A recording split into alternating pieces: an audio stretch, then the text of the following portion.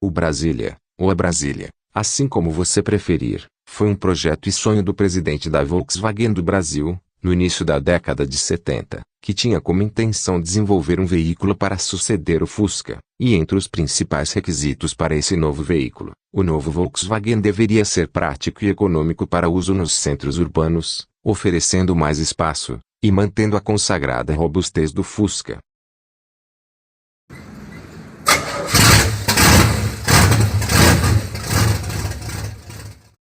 De início, o projeto do novo carro da Volkswagen foi utilizado como protótipo, uma variante encutada, que serviu de base de teste para qual motor e refrigeração seria o mais adequado para este novo veículo. Foram estudadas duas possibilidades de ventoinhas para a refrigeração do motor. A primeira, com ventoinha da refrigeração montada embaixo, como no caso da variante TL, só que este modelo de refrigeração acabou sendo rejeitado, devido ao pouco espaço disponível no cofre do motor, pois para instalar esse tipo de refrigeração, era preciso aumentar o tamanho do veículo, o deixando do mesmo tamanho da variante. Já a segunda, com ventoinha em cima, foi a mais aceitável. Por um lado prejudicava o espaço do porta-malas, já pelo outro, deixava com desenho e tamanho compacto.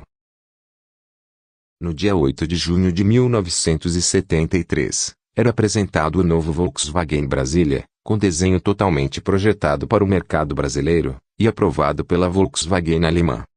O hatchback seguia a tendência europeia de carros urbanos, fácil de manobrar, e ágil no trânsito graças a seu tamanho, que mesmo tendo a mesma distância entre eixos de toda a linha, conseguia ser 17 centímetros menor que o Fusca, medindo apenas 4,01 metros de comprimento.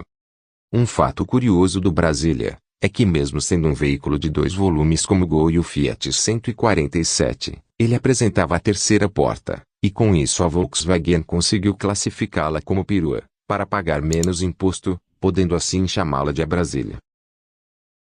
A sua frente recebia o mesmo desenho dos Volkswagen da época, composto por 4 faróis redondos, sendo 2 em cada lado, envolvidos por uma moldura cinza. Já no meio, como não havia grade de refrigeração, devido ao motor ser montado na traseira, existia apenas o famoso bigodinho, composto por 2 frisos horizontais cromados, com o símbolo da Volkswagen no meio.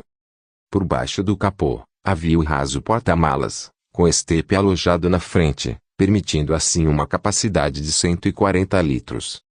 Já as luzes de direção ficavam embutidas no para-choque cromado, dando assim um visual harmonioso e equilibrado.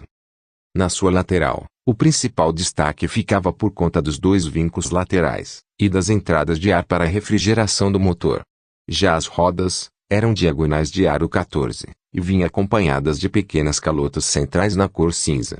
Na sua traseira, um detalhe a se observar era que, devido ao motor ser traseiro e o espaço ser muito reduzido devido às dimensões do veículo, o seu silenciador foi montado abaixo do para-choque e protegido por uma grade. As lanternas eram horizontais com desenho retangular e com piscas na cor âmbar, que seguia até a lateral do veículo. Já a porta traseira dava acesso ao segundo e raso porta-malas, que trazia 2 problemas em relação às bagagens.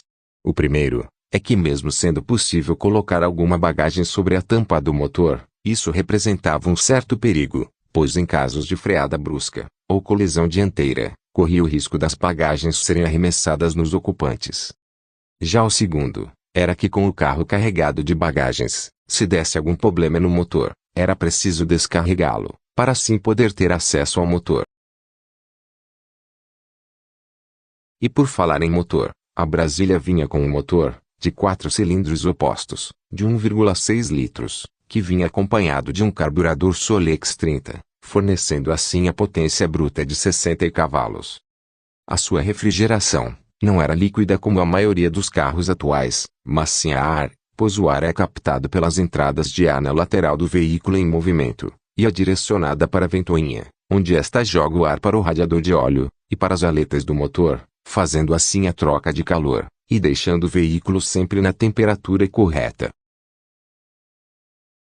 Com interior simples, mas bem acabado, a Brasília vinha da mesma plataforma do Fusca, mas isso não a impediu de ter um excelente espaço interno, capaz de acomodar até 5 pessoas, com um relativo conforto.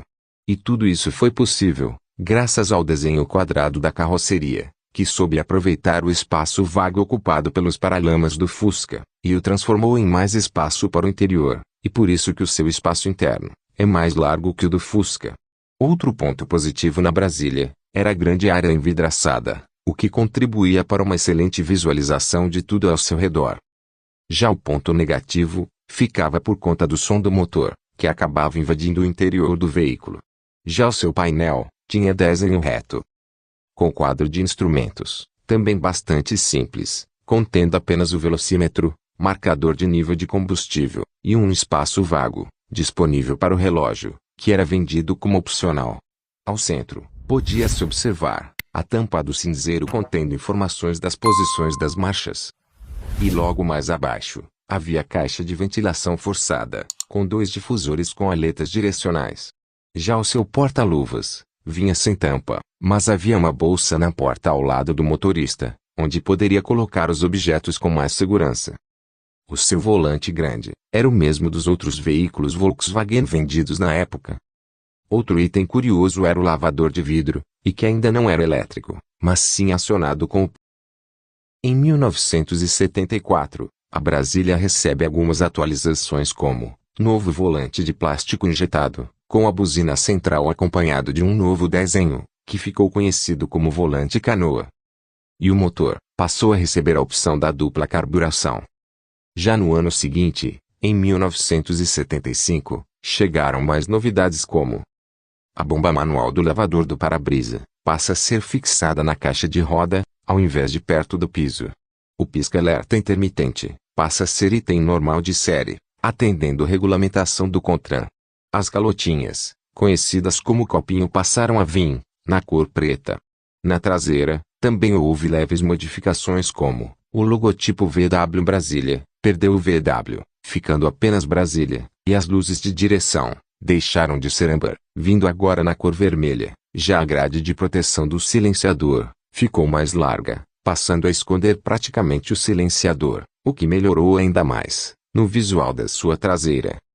Já no compartimento do motor, o filtro de ar banhado a óleo foi trocado por filtros secos.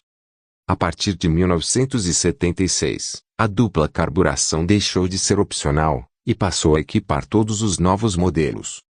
O resultado dessa nova configuração foi de mais potência para a Brasília, que agora passa a ter 65 cavalos, dando assim mais desempenho e economia. Porém, com a dupla carburação, aumentou também o barulho do motor, e consequentemente a interna do veículo foi prejudicada. A solução foi melhorar o isolamento acústico, reduzindo assim o barulho do motor.